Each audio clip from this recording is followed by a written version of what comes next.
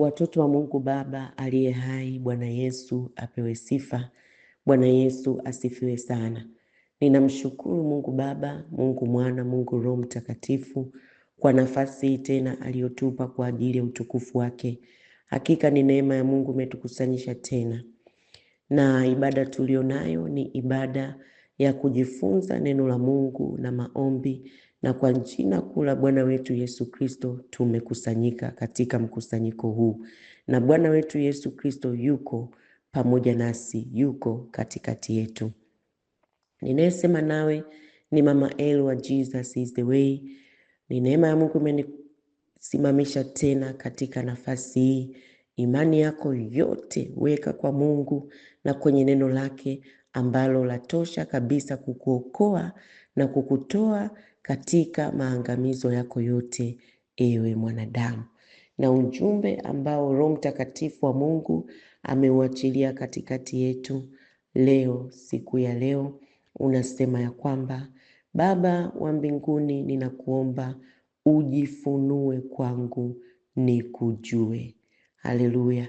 Baba wa mbinguni, ninakuomba ujifunue kwangu nikujue. Takwenda kufungua ibada hii kwa maombi. Asante Mungu Baba, Mungu Mwana, Mungu Roho Mtakatifu. Wewe ndiwe Baba yetu wa mbinguni na duniani. Jina lako na litukuzwe, jina lako lihimidiwe. Muumba wa mbingu na nchi na vyote vionekanavyo na visivyoonekana, Bwana ni vyako. Sisi ni mali yako, ni kazi ya mikono yako. Asante Roho Mtakatifu wa Mungu. Asante kwa kutufunulia haya Bwana. Asante Bwana Yesu kwa kutupa kukuamini, kukupenda na kukuabudu na kukutumikia siku zote za maisha yetu. Baba, asante kwa ajili ya mkusanyiko huu, kwa ajili ya utukufu wa jina lako katika kila kabila na lugha na jamaa na taifa. Bwana, wapo watu wako Bwana. Tazama Baba, tumekusanyika ni kwa jina lako Bwana Yesu, ni kwa utukufu wako Bwana. Basi Baba, onekana wewe, dhihirika wewe Bwana kupitia ibada hii. Jina lako na litukuzwe Bwana, jina lako na lihimidiwe Baba. Katika agano la damu yako takatifu, ni mimi Baba mtumishi wako nimesimama, mtumwa wako, mtumishi wako ni mtumwa wako Bwana. Katika agano la damu yako Yesu, ninaingia kwenye kiti chako cha rehema na neema katika jina la Yesu Kristo Mwokozi, kama mtumishi wako na mtoto wako Bwana, uliyenichagua na kuniosha katika agano la damu yako takatifu. Sante Roho Mtakatifu wa Bwana. Kiti cha rehema na neema na kikaribia, nikiwa nimelibeba kanisa lako. Ni hawa watoto wako Bwana, ni hawa kondoo wako, mfalme wa amani, ni hawa wateule wako Bwana, uliowapenda upeo Baba.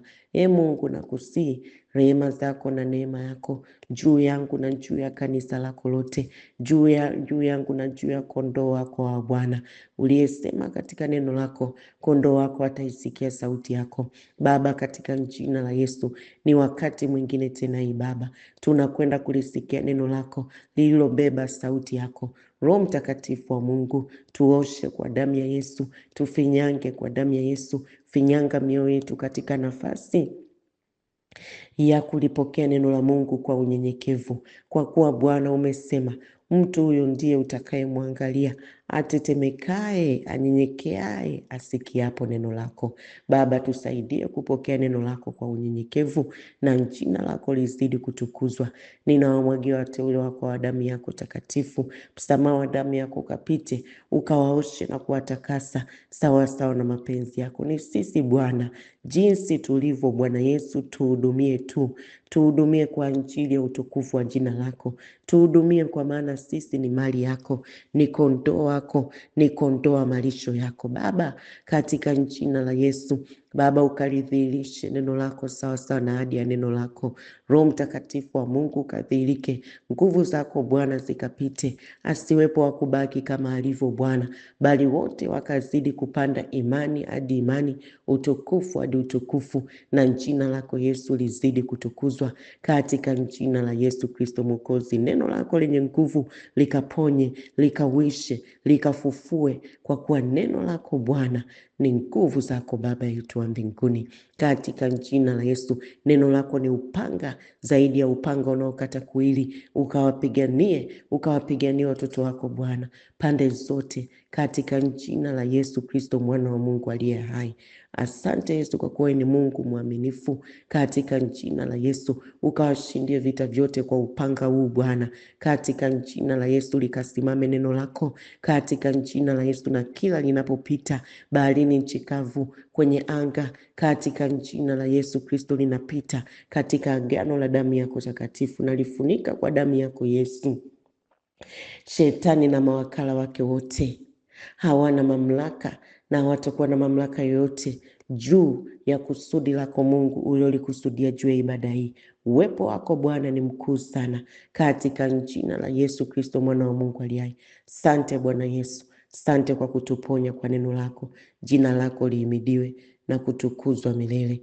Baba, nijalie mtumishi wako hekima yako Bwana, na ujasiri wote katika Roho wako Mtakatifu kulinena neno lako sasa, katika jina la Yesu. Na jina lako Bwana liinuliwe na utukufu ukurudie wewe, katika jina la Yesu.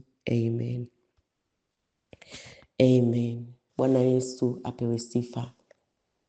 Ujumbe: Baba wa mbinguni, ninakuomba ujifunue kwangu nikujue. Ni lazima mtoto wa Mungu ukue katika kumjua Mungu Baba, Mungu Mwana, Mungu Roho Mtakatifu, ambaye ndiye Baba yetu wa mbinguni na duniani. Na Mungu Baba anataka sana tukue katika kumjua yeye. Kwa jambo la kukua ni process, ni hatua kwa hatua, lakini tukue, tusirudi nyuma, tusifubae, tusiwe wadhaifu, tukue katika kumjua Mungu. Kwa hiyo ni hatua kwa hatua. Kwa hiyo utashangaa Mungu atalituma neno lake, analituma neno lake kwenye maisha yako, likuchukue hatua kwa hatua. Huko ndiko kukua. Bwana Yesu apewe sifa sana. Na neno la Mungu katika Methali 9 mstari wa 10 linasema, kumcha Bwana ni mwanzo wa hekima, na kumjua mtakatifu ndiyo ufahamu. Na kumjua mtakatifu ndiyo ufahamu. Kwa hiyo pale mwanadamu unapoanza hatua ya kumjua Mungu, huo ndiyo ufahamu. Amen. Ndiyo akili iliyo njema. Kumjua Mungu aliye hai ndiyo mwanzo wa ufahamu wa mwanadamu. Na neno la Mungu linatuambia katika ile waraka wa pili wa Petro mlango wa 3 mstari wa 18. Waraka wa pili wa Petro mlango wa 3 mstari wa 18, lakini kuweni katika neema, amen, na katika kumjua Bwana wetu na Mwokozi Yesu Kristo, utukufu una yeye sasa na milele. Tukue katika neema. Neno la Mungu linatuambia neema ni kuwezeshwa na Mungu. Tukue katika kuwezeshwa na Mungu. Haleluya. Na katika kumjua Bwana wetu Mwokozi na Mwokozi wetu Yesu Kristo. Kwa hiyo unaona neno la Mungu linazidi kutusisitizia katika kumjua. Tumjue Bwana wetu Mwokozi Yesu Kristo. Sasa linaposema tukue katika neema na katika kumjua Bwana wetu na Mwokozi Bwana wetu Yesu Kristo, huwezi ukaanza hatua ya kumjua Mungu bila neema ya Mungu.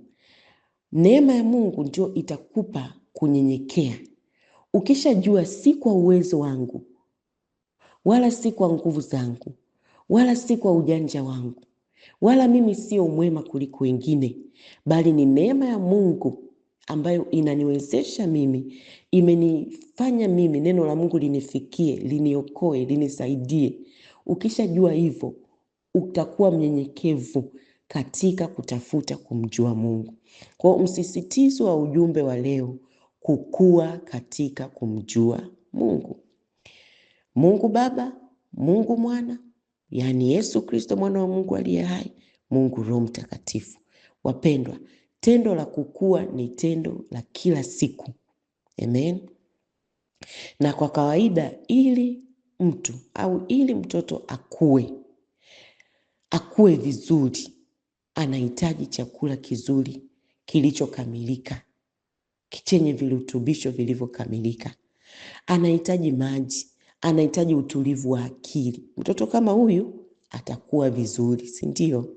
Sasa Mungu anatutaka tukue, sisi kama watoto wake tukue. Yaani ulivyokuwa mwaka jana katika ngazi ya kumjua Mungu, hebu jipime mwaka huu ukoje katika ngazi ya kumjua Mungu. Sasa Mungu anatutaka tukue katika kumjua yeye, sio tukue katika kuyajua matatizo, sio tukue katika kuwajua wanadamu, bali tukue katika kumjua yeye. Bwana Yesu apewe sifa sana, na Roho Mtakatifu wa Mungu atusaidie sana. Sikiliza mtoto wa Mungu, ukiyachunguza na kuyatafakari maisha yako, utaona mambo mengi unayoyapitia na yanayokusumbua sana, na mizigo mingi ulioibeba na imekulemea kwa sababu tu umepungukiwa na juhudi ya kumjua Mungu.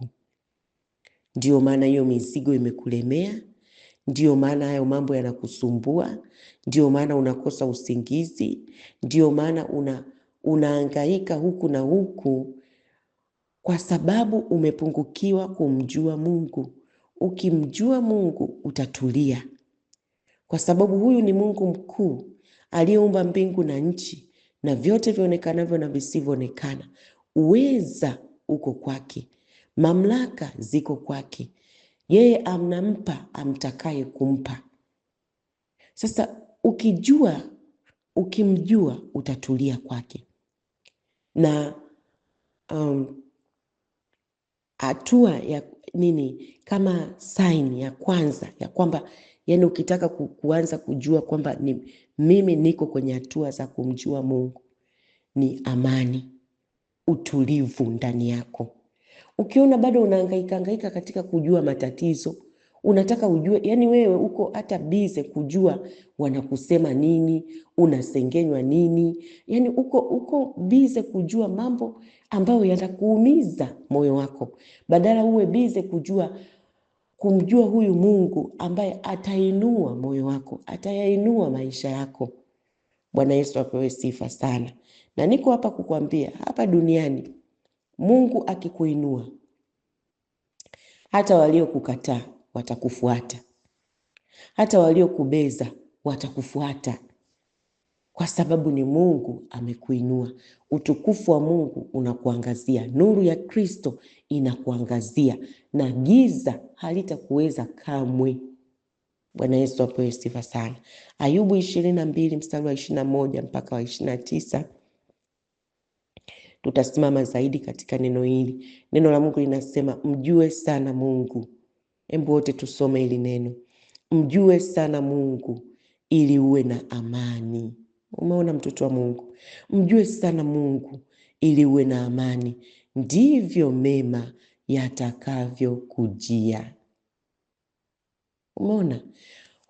Mema hayawezi kukujia, amani haiwezi kukujia kama huna utulivu wa kumjua Mungu.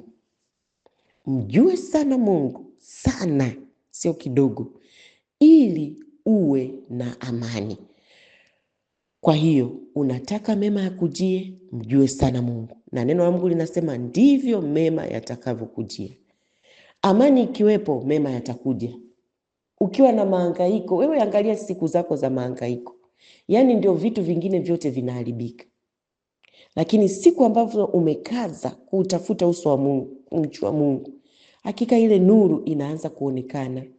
Bwana Yesu apewe sifa sana. Na unakuwa jasiri. Haleluya.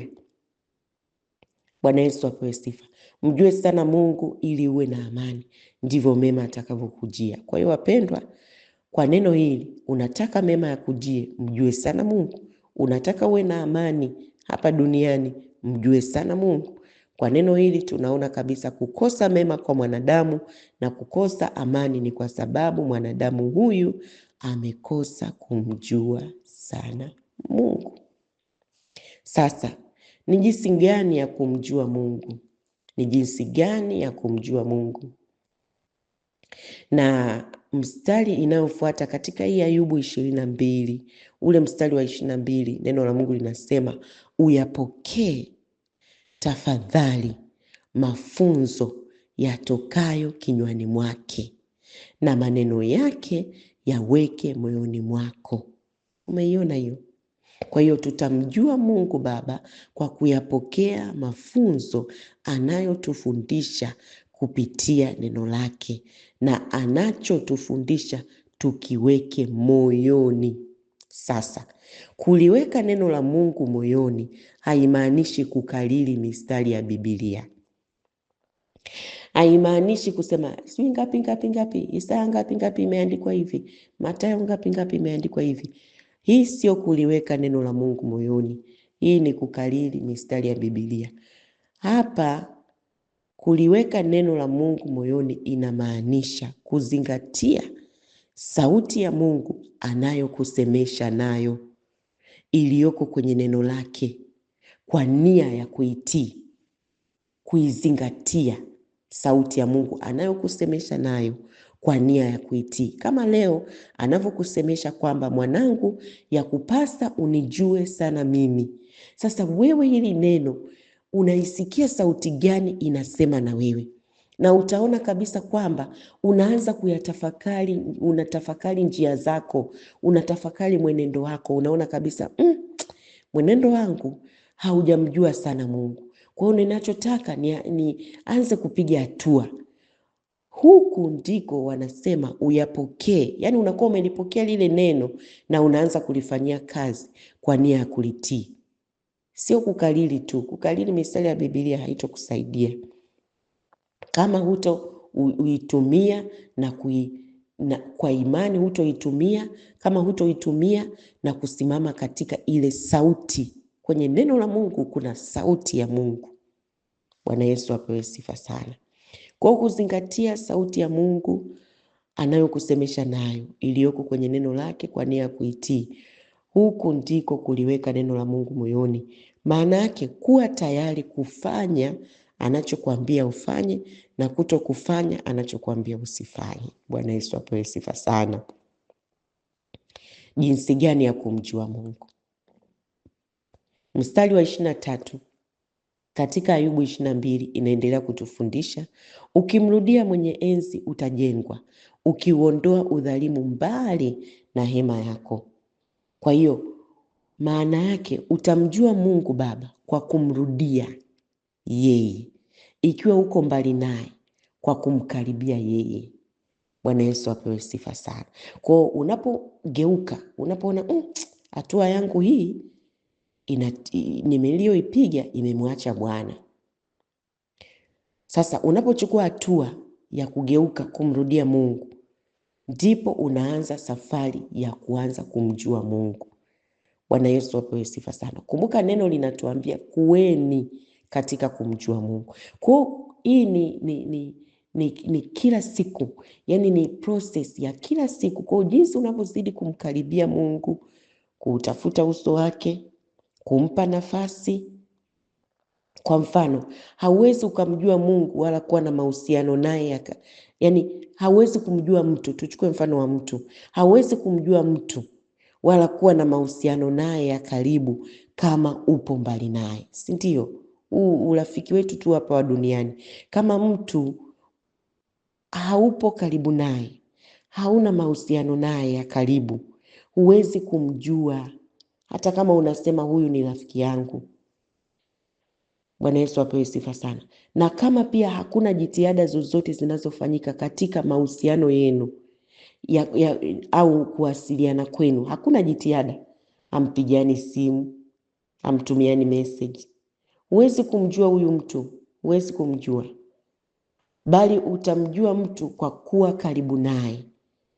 Bwana Yesu apewe sifa sana. Na urafiki kama huu ambao hakuna mahusiano yoyote, si rahisi, hauwezi kudumu urafiki kama huu, unakuaga na pengo.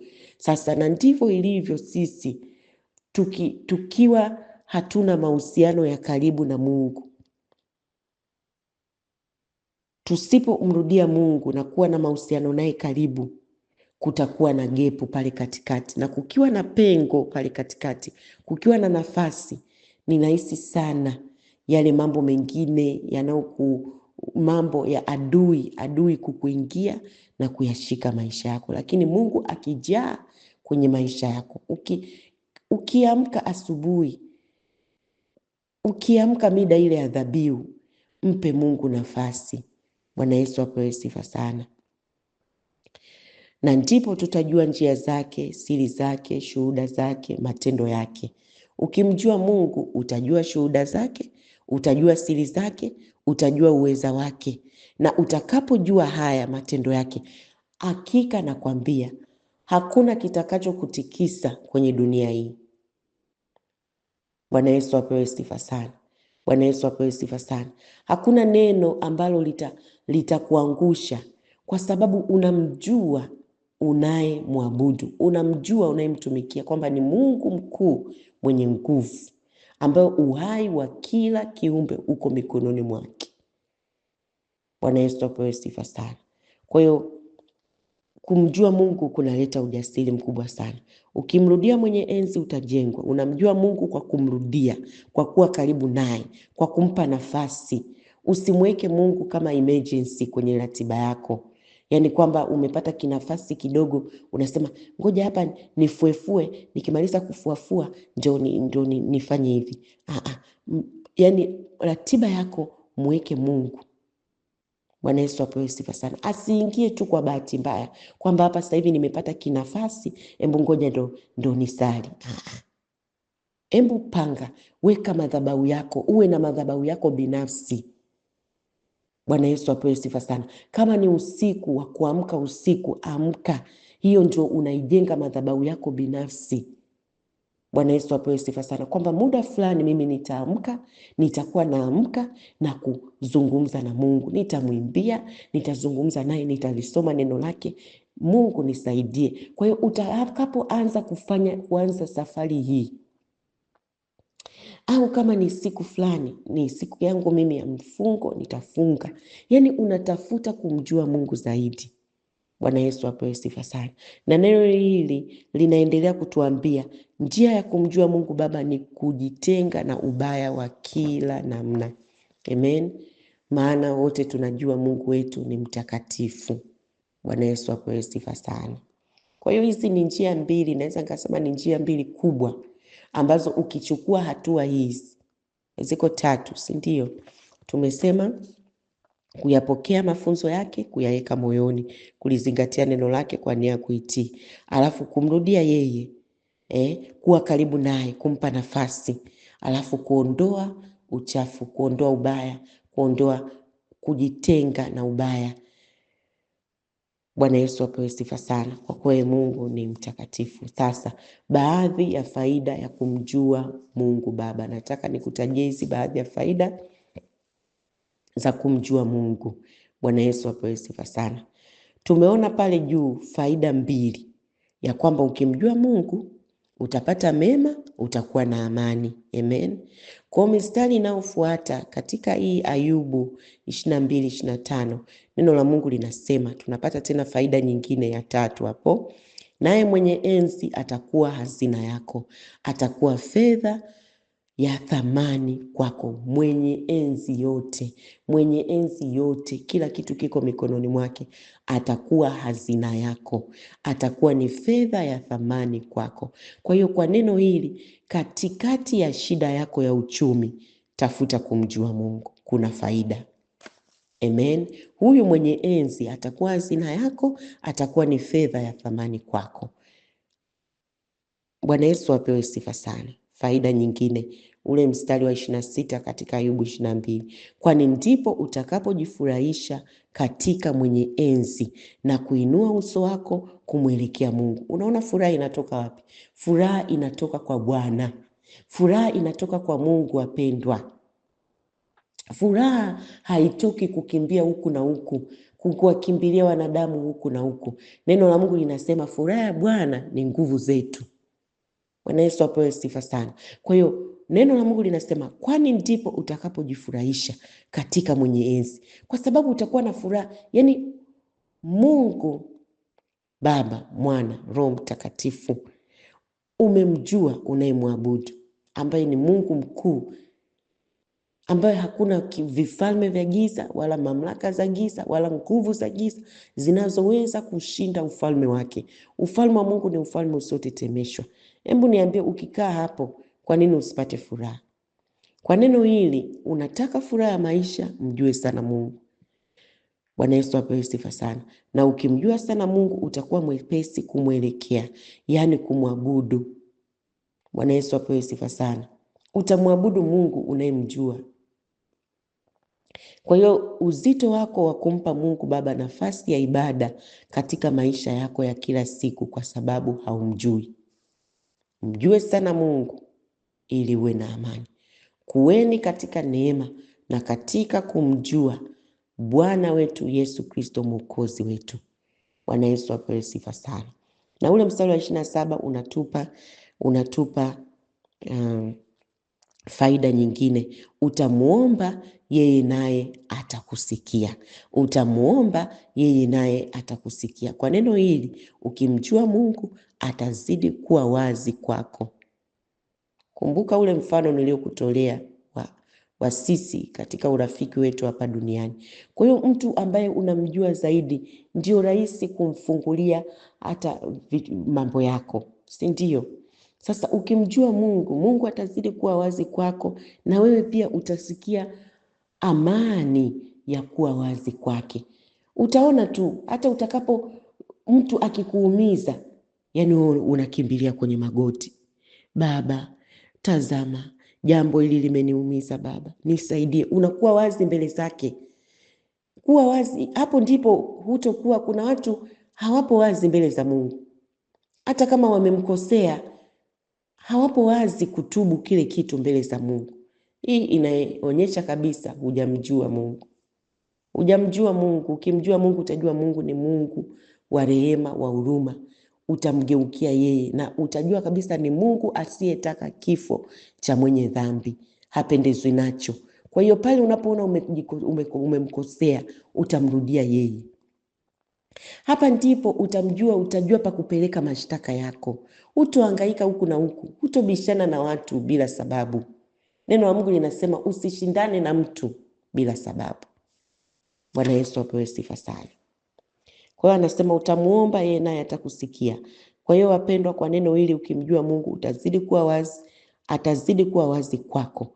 Hata utakapomuomba atakusikia, maana utakuwa unazungumza na Mungu unayemjua binafsi. Na kwa sababu unamjua, utakuwa na uhakika kwamba anakusikia. Kinachokufanya wewe ukose uwe huna imani, yani unapoomba unasema sijui kuna ndio na sio, yani una imani, unasema sijui kasikia, sijui hajasikia, kwa sababu hujamjua Mungu. Hebu tafuta kumjua Mungu na angalia zile hatua 3: neno lake, haleluya, umkaribie, umrudie yeye, na ujitenge na uovu na mabaya. Kwa hiyo wasiwasi wako kwamba sijui Mungu ananisikia, usijui anisikini, kwa sababu haumjui. Na Roho Mtakatifu wa Mungu atusaidie sana. Mstari ule wa 28 unatupa faida nyingine. Nawe utakusudia neno, nalo litathibitika kwako, na mwanga utaziangazia njia zako. Kwa neno hili, ukimjua sana Mungu Baba, njia yako haiwezi kuwa giza kamwe. Mwanga utaziangazia njia zako, mwanga utaangazia hatua zako, utajua unakokwenda, hautoyumbishwa, hautodanganywa, maana unatembea na unayemjua, na ndipo utaona mambo uliyoyakusudia yanakuwa. Bwana Yesu apewe sifa sana. Huwezi ukasonga mbele kama mbele yako ni giza, huoni. Ni ngumu sana, utabaki kama ulivyo. Lakini mbele yako kukiwa na mwanga, utaufuata ule mwanga. Na leo hii neema ya Mungu ikuangazie. Huyu Mungu upate kumjua. Mungu Baba, Mwana, Roho Mtakatifu. Umjue Mungu. Amen. Na Yesu Kristo mwanaye aliyemtuma kwetu. Umjue. Unakumbuka Yohana ile 14 mstari wa 6. Kuna mwanafunzi mmoja alimuuliza Bwana Yesu, tuonyeshe njia. Yesu alimjibu nini? Akamwambia, mimi ndimi njia, kweli na uzima. Yesu ndiye njia, kweli na uzima. Mjue sana. Kwa hiyo tutafute kumjua sana huyu aliye njia, kweli na uzima. Na hakika hatutaendelea kutembea kwenye giza. Giza halitotuweza kamwe, wala mauti haitoishikilia maisha yetu. Bwana Yesu apewe sifa sana, na Roho Mungu atusaidie sana. Ule mstari wa 29 inatupa faida nyingine. Kumbuka tuko Ayubu 22. Hapo atakapokuangusha utasema kuna kuinuka tena. Amen. Haleluya. Hapo atakapokuangusha utasema kuna kuinuka tena. Anayemjua Mungu hawezi kuanguka akabaki chini. Neno la Mungu linaniambia mwenye haki anaweza kuanguka hata mara 7, lakini atainuka tena na kusonga mbele. Kwa sababu kuna kitu kinakupa ujasiri. Kuna ujasiri wa Mungu umeingia ndani yako. Unamjua kwamba aliyeniokoa jana na mitego ya uovu ndiye ambaye anakwenda kuniokoa leo. Hebu ngoja nisimame tena, hata hapa nilipoanguka nisimame tena, nimwangalie yeye aliyeniokoa jana. Ukimjua sana Mungu, hata wakati unasukumwa uanguke, hakika utakuwa na ujasiri mkuu wa kuinuka tena, kwa sababu umemjua anayeweza kukuinua na kukusimamisha tena. Bwana Yesu apewe sifa sana. Kwa hiyo wakati wa vita, wakati wa maanguko, katikati ya vurugu zao wanazokufanyia, wewe usiangalie matisho yao. Usiangalie hayo ya walimwengu. Wewe kaza sana kutafuta kumjua Mungu. Hakika kwa jina la Yesu niko hapa kukwambia hautoaibika, na katikati ya yote utakuwa na ujasiri mkubwa na utaona ushindi katika maisha yako hapa duniani. Bwana Yesu apewe sifa sana. Nitamaliza na neno la Yohana 17 mstari wa 3. Yohana 17 mstari wa 3, neno la Mungu linasema nini wapendwa? Sikiliza kwa makini. Na uzima wa milele ndio huu. Wote tuseme, na uzima wa milele ndio huu, wakujue wewe Mungu wa pekee wa kweli, na Yesu Kristo uliyemtuma. Na uzima wa milele ndio huu, wakujue wewe Mungu wa pekee wa kweli, na Yesu Kristo uliyemtuma. Uzima wa milele haupo katika kuyajua matatizo yako sana. Uzima wa milele haupo katika kuwajua wanadamu sana. Uzima wa milele haupo katika kujua chochote kile unachokijua wewe, bali uzima wa milele ni huu. Neno la Mungu linatuambia wakujue wewe Mungu wa pekee wa kweli, na Yesu Kristo aliyemtuma kwetu. Hii ni Yohana 17 mstari wa 3. Mwanadamu, huu ndio uzima wa milele, kumjua Mungu Baba na Yesu Kristo mwanaye aliyemtuma duniani, akafa kwa ajili yako, akafufuka kwa ajili yako, yupo hai milele kwa ajili yako, ili wewe uwe hai ndani yake. Na hili ndilo neno la Bwana. Mungu akubariki sana kwa kulisikia. Niko hapa kukuuliza, kwa wewe ambaye una kiu, kwanza kabisa uzima wa milele ndio huu, wakujue. Kwa ni lazima hii hatua uipite ya kumjua Mungu. Bwana Yesu apewe sifa sana, na Yesu Kristo uliyemtuma kwetu. Kwa wewe ambaye uko tayari kumkaribisha Bwana Yesu kwenye maisha yako, amen, atakapoingia atajifunua. Akijifunua, unaanza hatua ya kutembea naye, kumjua yeye, kulijua neno lake. Atakufundisha kwa Roho wake Mtakatifu, hatua kwa hatua na Roho wake. Bwana Yesu apewe sifa sana. Kwa wewe ambaye uko tayari, basi fungua moyo wako na useme pamoja, uombe pamoja na mimi sala hii. Sema, Bwana Yesu, nimelisikia neno lako. Ninakuja kwako Bwana. Ninakuomba Baba, unisamehe dhambi zangu zote na makosa yangu yote niliyoyafanya mbele zako kwa kujua na kwa kutokujua. Bwana Yesu, nimelisikia neno lako, nimeliamini. Ninaomba Bwana, kwa damu yako ya agano jipya, unisafishe leo hii. Ninarudi kwako Bwana Yesu. Ninarudi kwako Bwana Yesu. Ninarudi kwako Bwana Yesu. Ninakufungulia kila mlango wa maisha yangu kwa jina lako Bwana Yesu. Ingia Baba, na kukaribisha uwe Bwana na Mwokozi wa maisha yangu. Uzidi kuwa mkombozi wa maisha yangu. Bwana Yesu, wewe ndio njia na kweli na uzima. Ninakuomba uzima wako ingie ndani yangu sasa. Njia yako Bwana nipate kuijua na kutembea ndani yake, na kweli ya neno lako isinipungukie ndani yangu. Bwana Yesu nakupenda. Bwana Yesu nakupenda. Bwana Yesu nakupenda. Ikiwa nilikukana mahali popote, kama vile Petro alivyokukana, ukampa neema ya kutubu na kurudi kwako, ndivyo mimi leo umenipa neema ya kutubu na kurudi kwako. Nakupenda Bwana Yesu. Nakupenda Bwana Yesu. Nakupenda Bwana Yesu. Asante kwa kuniokoa. Asante kwa kuniosha kwa damu yako takatifu ya agano jipya. Kuanzia leo hii Bwana Yesu, ndani yako ninakwenda, ninaishi na kuwa na uhai wangu katika jina la Yesu. Na uhai wangu umefichwa ndani ya neno lako, ndani yako Bwana Yesu. Si mimi ninaishi tena, bali ni wewe Yesu ndani yangu. Asante Baba kwa wokovu. Nijaze sasa kwa Roho wako Mtakatifu. Nibatize kwa moto kwa Roho wako Mtakatifu Bwana. Na kila kazi ya yule muovu adui shetani kwenye kila eneo la maisha yangu ikakutane na moto wako sasa Bwana Yesu. Katika jina la Yesu. Katika jina la Yesu.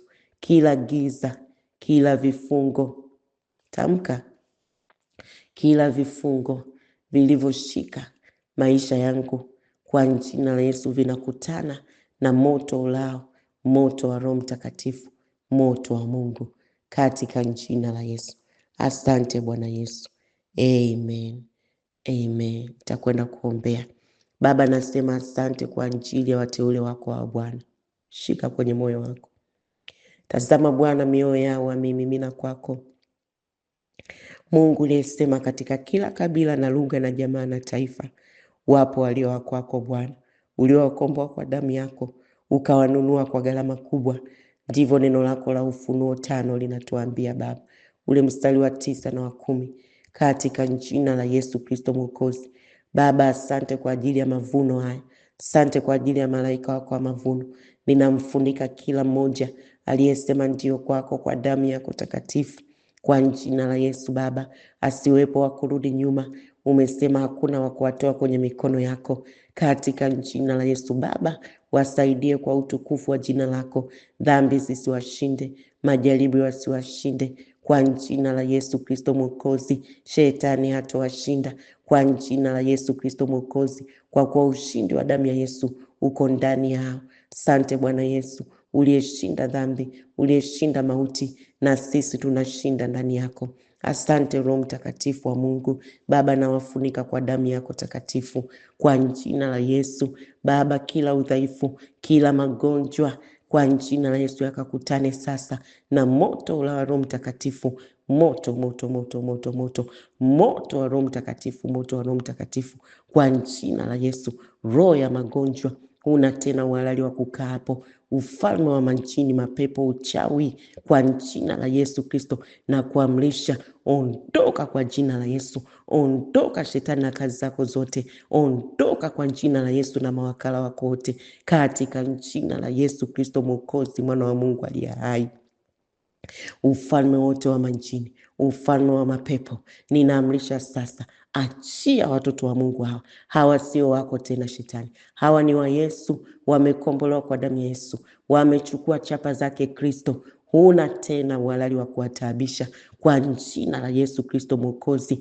Dhambi zao na uovu wao umegongomewa msalabani. Hati zote za mashtaka zimegongomewa msalabani kwa jina la Yesu. Naendelea kuzimwagia damu ya Yesu. Ninafuta uhalali wako kwa damu ya Yesu, kwa damu ya Yesu. Hati za mashtaka na hukumu hazina tena nguvu juu yao kwa jina la Yesu. Na kwa michubuko ya Bwana Yesu wamepona, na kwa kufa na kufuka kwa Bwana Yesu ni wazima. Uzima wa damu ya Yesu kutoka utosi mpaka unyayo wako katika jina la Yesu Kristo mwana wa Mungu aliye hai. Asante Yesu wa kuliokoa kanisa lako. Wewe ni Bwana Mungu wa wote wenye mwili. Je, kuna neno gumu lolote la kushinda? Hakuna Bwana, hakuna Baba. Watembee katika mipango yako sawa sana neno lako la Yeremia. Bwana, unajua mawazo unayotuwazia sisi ni mawazo ya amani, kutupatia amani na kutufanikisha siku zetu za mwisho. Baba, katika jina la Yesu namwagia miguu yao damu ya Yesu, namwagia hatua zao damu ya Yesu, namwagia nyayo zao damu ya Yesu. Hatua zao sasa zinakombolewa kwa damu ya Yesu katika jina la Yesu Kristo Mwokozi mwana wa Mungu aliye hai. Roho wa Mungu, pita na moto wako ulao ukapigane vita vyote katika jina la Yesu, kwa kuwa vita vina Bwana, katika jina la Yesu Kristo Mwokozi mwana wa Mungu aliye hai. Asante Bwana Yesu, nami natamka uzima tele kwenye maisha yao.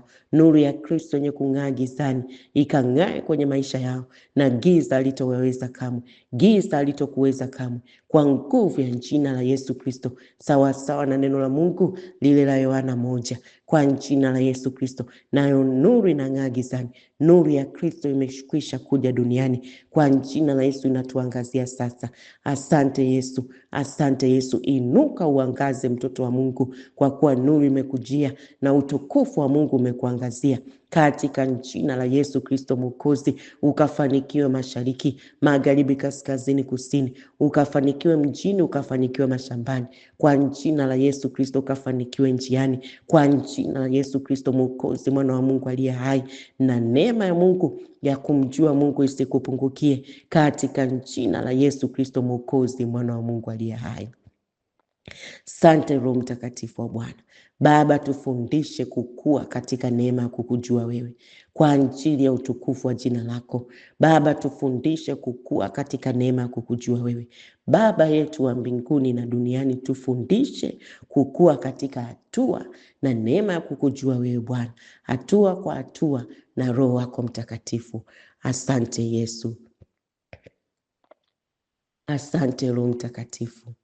Nataka nikae uweponi mwako, na katika Roho wako nitembee. Nifunikwe kwa Roho wako Mtakatifu, miujiza yako Baba ionekane. Nakuhitaji Baba Mungu Baba, naja mbele zako, nisaidie. Sioni mbele mimi, sijui Bwana Yesu, macho yangu ya roho yafungue. Nakuhitaji Yesu, nakuhitaji Baba.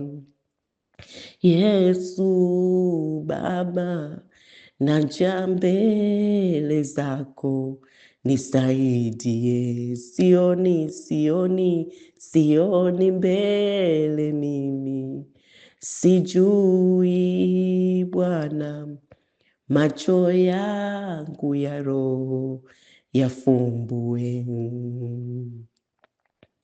Nitembee katika mtandao wako, hatua kwa hatua na Roho wako. usinifiche mambo yote, nijulishe, maana mimi ni mtumishi wako. Nakuhitaji Yesu, nakuhitaji Baba. Baba Yesu, naja mbele zako, nisaidie. Sioni mbele mimi, sijui Baba yangu, macho yako Baba yafumbue macho yangu. Nakuhitaji Yesu, nakuhitaji Yesu. Bwana Yesu, naja mbele zako, nisaidie. Sioni mbele mimi, sijui Baba yangu, macho yangu ya roho yafungue. Asante Bwana Yesu, fungua macho yetu ya roho Bwana, tupe ufahamu wa rohoni Bwana, tuone wema wako siku zote za maisha yetu, tukujue wewe zaidi na zaidi na zaidi kuliko kujua kitu chochote kile hapa duniani. Baba, jifunue kwetu, tuzidi kukujua. Tutakujuaje Baba usipojifunua? Jifunue kwa ajili ya utukufu wa jina lako. Asante Yesu kwa kuwa umetutendea mema. Jina la Bwana Yesu lihimidiwe. Baba, naifunika ibada hii kwa damu ya Yesu, kwa utukufu wa jina lako, katika jina la Yesu. Amen. Mungu akubariki sana. Na Mungu Baba akikupa kibali, karibu tujifunze neno la Mungu kupitia namba hizi: +255 718 293144, na namba nyingine ni +255 784 625048. Damu ya Yesu kufuniki. Amen.